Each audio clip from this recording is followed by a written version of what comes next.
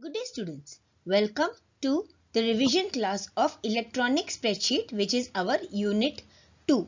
Now last video we had done an entire revision for the practical class of RDBMS. Today we are going to cover more very important topics of the spreadsheet unit.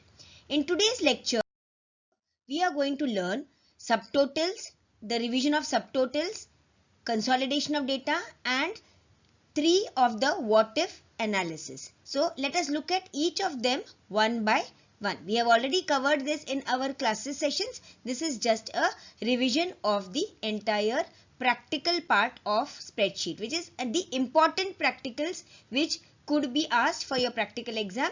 This is a revision for that particular topics.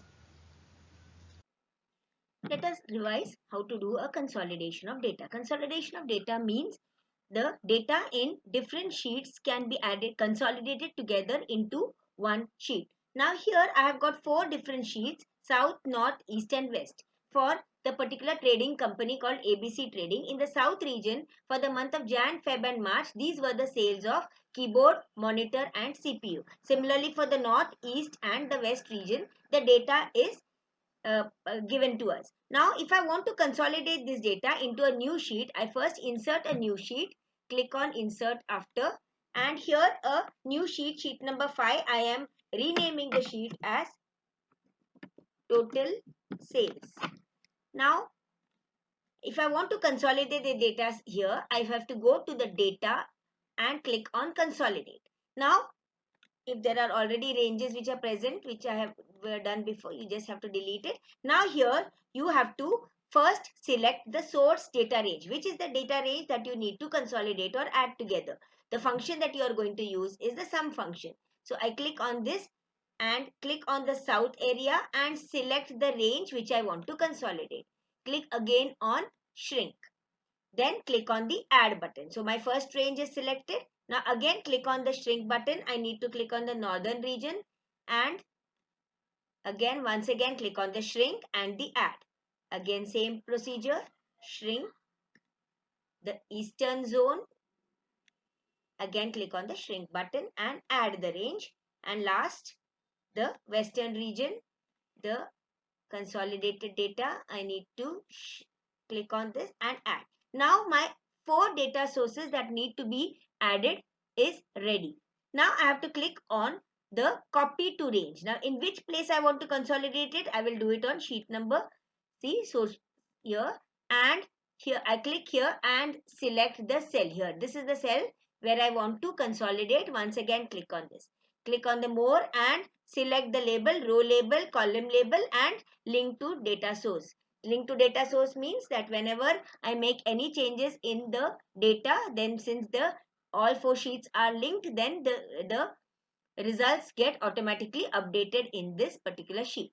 So that is called as linking to the source data. And once I click on OK, the entire data is consolidated. That is, for the month of January, the keyboard data from all the revision, for all the 4 are totaled up over here. Let us once again clarify and check whether it is correct. In the south region, keyboard is 6 plus 10, 16 plus 5, 21 and plus 6, 27. So the total is 27, which means the entire data from all the 4 regions for the keyboard for the month of Jan is consolidated and put over here. So this is the way how we can consolidate total data from any number of sheets into one single sheet. This is meant by consolidation of data. So here to understand subtotals, we have got some data regarding the items which have been purchased, the seller's name, the rate and the quantity. We will now calculate the price of this by clicking on rate multiplied by quantity.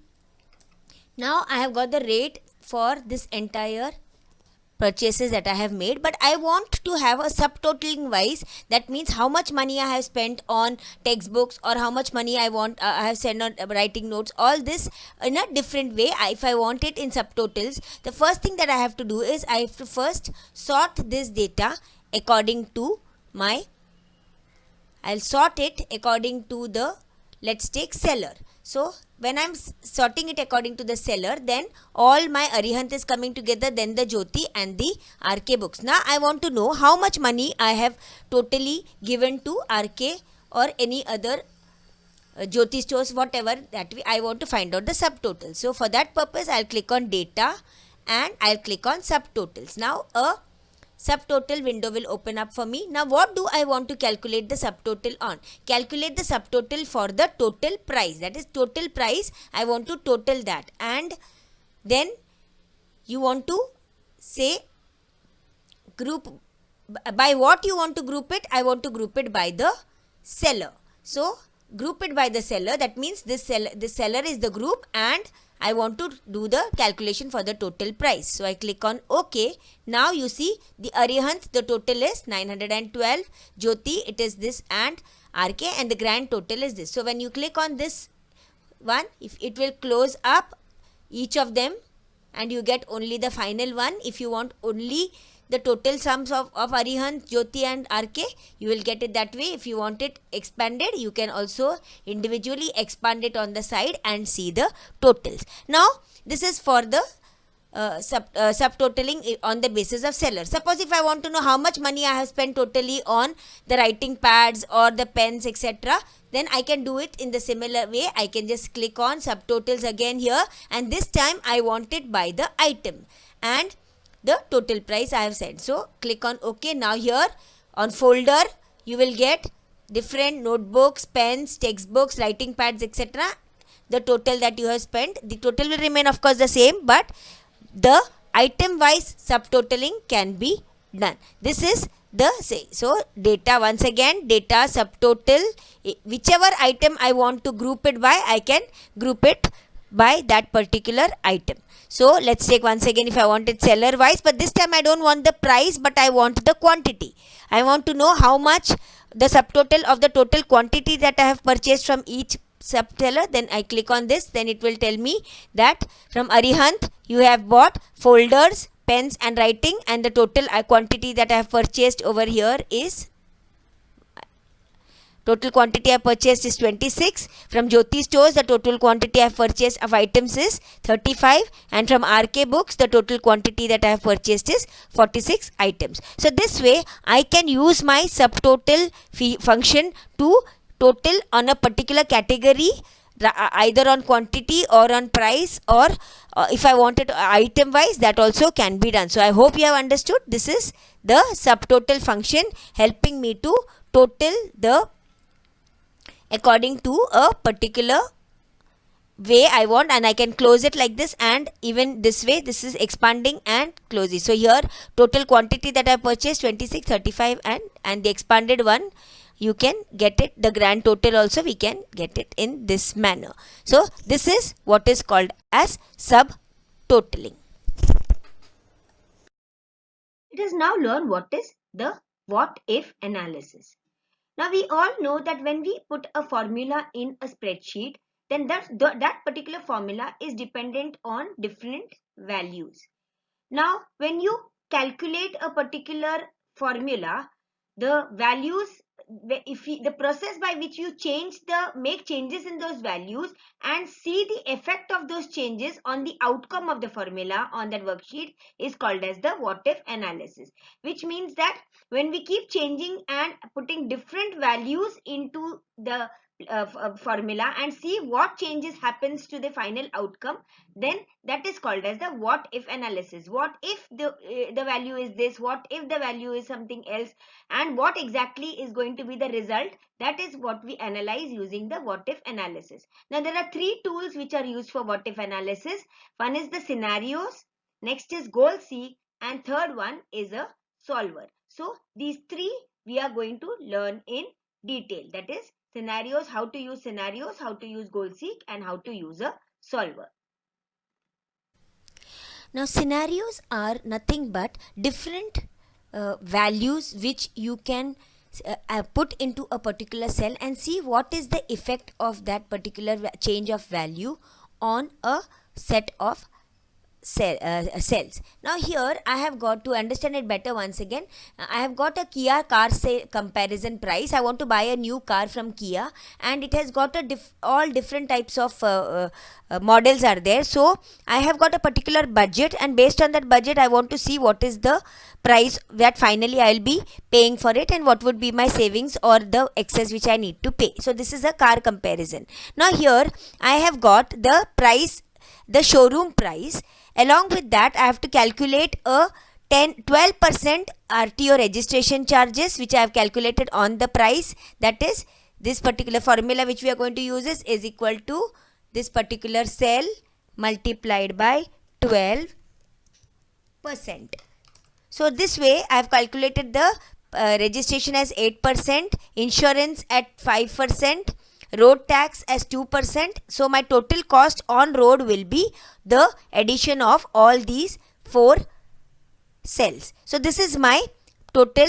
My budget for buying a car is, let's take 12 lakhs rupees. 12 lakhs is my budget.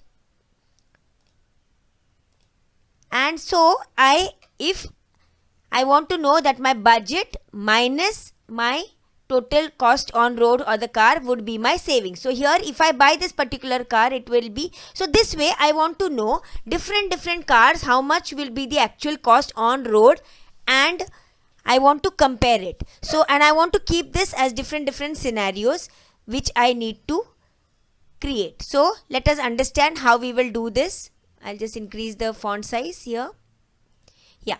Now here I want to select multiple scenarios and I want to see how it is going to be affected. So I first select this entire cells, go to tools, scenario. So this is my first scenario where I have written, so I have to give a name to my scenario. Now this is the price for, let's take Sonet. So Kia Sonet, this is my price, and I want to give this as particular, let's take an orange border, and I say okay. Here I can give a comment also if I want to. I can write something, or if not it will just remain. So price is, let's take 6 lakhs or 6,71,000. I am just writing the price like this just for my understanding. This is okay. So this is my first scenario. Now here I am going to change it to the next scenario where it is 9,90,000. Okay, so with 9,90,000, automatically all my values will be changed, the registration changes and my budget, and here I am going to save only 21,009. Now here this way again I will select this, and this is going to be my second scenario. So scenario, and this time I will say Seltos, and I can give the comment whatever I want, and this way I will select the next color and set. Now the next one, my price is, let's take 10,50,000 for a diesel version. So all the values get changed, and here again I can select this, and again tools, scenario, and this time I will say Seltos diesel.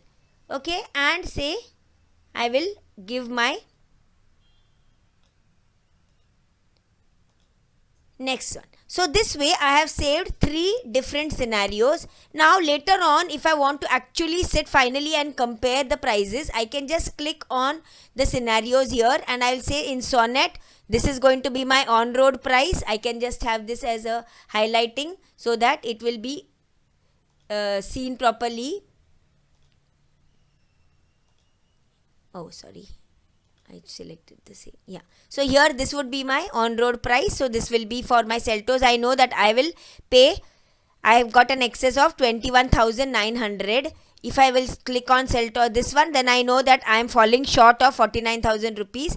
And the third one, diesel, again I am falling short of the price because of the difference. So this way I can create different scenarios for comparing the prices. At one shot I can have a look at it and understand exactly whether it's more or less. So this way I can create different scenarios, and just by changing single values, all other dependent values change, and at one place itself I can get to see immediately what are the changes in my cells. So this is what is called as scenarios. Now if I want to delete or make changes to my scenario, then I can do it only from the navigator window. I remember I had taught this to you. I have to click on the scenarios. Here if I click on scenarios, it will show it to me. Right click and go to the properties, and if I want, I can change any particular property of the scenario that I want to. I can also delete any scenario. If I don't want this scenario, I can delete the scenario from here. So now I have got only two scenarios, this one and the other one. Like I changed the color and I deleted one scenario. So any changes to the scenario cannot be done from here. The scenarios get disabled. I can do it only through my navigator. So this is the way we create scenarios in a spreadsheet. Now goal seek is reverse calculation, whereby we can have a particular formula. We can change keep a formula and change the target value so that we can achieve that particular target by changing values of another cell. Now here I am a shopkeeper and I have got 65, the quantity of the stock which I have with me 65, and I have fixed a rate of 25 rupees per piece. Now because with this I am getting 1625, because that is the price, that is rate into quantity will be the price. But this is not what I want. My goal is that I want to achieve 3500 rupees at least. I want to have 3500 rupees, which is my goal price. That is, I want to get 3500 rupees. Now how do I achieve this 3500 rupees? My goal is to achieve 3500 rupees. So I can either change the quantity or but quantity, if I want to keep it fixed, I want to know how much money or how much would be my rate to achieve this particular target. So my goal is set and I want to change the rate. How much money should I change, or how much rate should I put for the 65 pieces so that I can get a value of 3500. So how we'll do that? We go to tools and click on goal seek. So where is my formula for the price? My formula is in this particular cell C8. Now what is my target value? My target value is 3500. Now which is the cell which I want to vary? I want to vary the rate. I want to know what rate will I put here. That is, reversely I am calculating how much rate I should put so that my target value of 3500 is achieved. So I click on OK. It will say 53 rupees 84 paise, and if you want to keep this, you will say yes. That means to achieve 3500 price as my target, I will have to make the rate as 53 rupees 85 paise for 65 pieces. So this way my goal I can achieve with the help of goal seek. Now solver is something like a goal seek, but it has got some advanced features. That means, like, to achieve a particular goal, I can give the goal. Along with that goal, I can also give certain constraints or restrictions or certain conditions to achieve that goal. So let us understand solver. Now here I have got a rate and quantity of for the price of one particular quantity. The rate is 60. So my calculation for sugar, rice, oil, etc. I have calculated a bill. As of now my bill is coming to 225 rupees when I am buying single quantity of each product. Now I want that my total shopping amount, I have got 1500 rupees totally with me, and I want to use this entire amount to buy the grocery. But I do not know how much of quantity of each I can buy with this given rate. So I can use a solver to solve my problem. So I go on tools, click on solver. Now here what is the what is the constraints that I want to use, or how I am going to use that. I'll just delete these already existing ones. Okay, now here what is my target amount? My target amount, or the cell, is this particular is my cell. Where is my amount? That is, my total target cell is going to be this particular cell, which is actually the total amount that is. Now here, what is the value that I'm totally having with me? I can have a value of 1500. That means my total shopping amount, I can do a shopping of 1500 rupees. But by changing which cells, that means I want to change the quantity. These are the quantities, that is the quantities I can change as per, so that how much ever I want I can buy. My total price, that is the total amount, cannot be more than, is of value 1500 rupees. So this is my target 1500, and I can change the quantities of any of these items to achieve this target. But what is the constraints that I am going to put? The constraint is that each of this quantity I can give a particular constraint. For example, let us see how to do it. The constraint is that my first one, that is sugar, it should be greater than or equal to, let's take 7 kilos. Okay. Next is that my rice should be less than, I don't want rice less than, I want rice only less than 10 kilos. Okay. So this is my constraint. Sugar should be greater than 7. The rice should be less than 10. I want oil to be equal to 5. I want 5 kilos of oil, that's for sure. And salt, I want it, say, less than, salt will be less than or equal to 2. This is my, or 3, something like that. So these are my constraints which I have given over here. So here, what is my target value? My target value is 1500 rupees. So here the price totally, this formula is given in this cell. My target value is 1500. The cells which I am going to change is the quantities. I can go on varying the quantities. And what are the constraints which I have given? That is, the sugar should be greater than or equal to 7. The rice should be less than 10. My oil should be equal to 5. And my salt should again be less than 3 kilos. Now let me see, by using these constraints, how I will be able to solve this problem. I will simply click on solve, and it will say here sugar this much, rice I told you it should be, so according to the constraint, oil and salt should be greater than 3. So it has kept exactly 3. This has been 5. Automatically it has changed the different according to the here. So I said that this sugar can be greater than 7. So it has taken 7.3. Then rice should be less than or equal to 10. So it has taken exactly equal to 10. The oil as 5.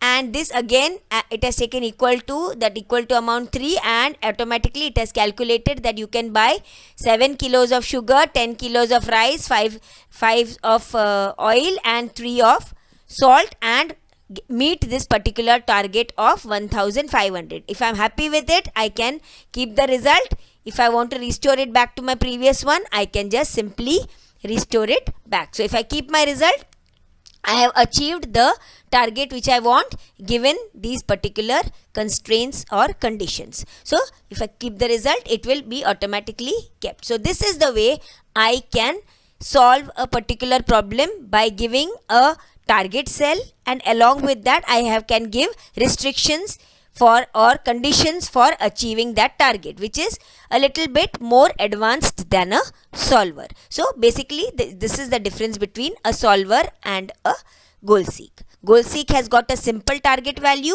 by changing a particular cell address, that's all. You cannot give any conditions, whereas in case of a solver, we can, in case of goal seek we cannot give conditions, whereas in case of a solver we can give conditions to achieve the target. I hope you have understood these 5 important topics of a spreadsheet. We'll be covering further more details and different other revision topics in the videos to follow. Now let me make an important announcement. You are going to prepare a project for your internal assessment marks, which is 50 marks internal assessment. For that, one of the topics is a project which you need to create. Now I'm going to give you this project for you to complete during the Christmas vacation, and whenever the time comes you will have to submit it to us in the written form.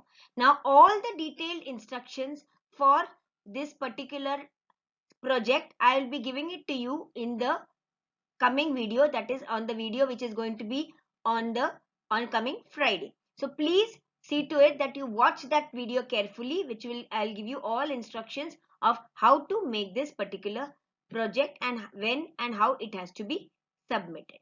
So please watch it and inform your friends also that this is compulsory to do this particular project, without which internal assessment marks for this particular topic will for this particular subject IT 402 will not be sent for your board exam. So it is very, very important for you to do this particular project. So I hope you will keep in mind and watch the coming videos carefully, and also the previous revision videos, because your assignment is based on these particular revision videos. Thank you.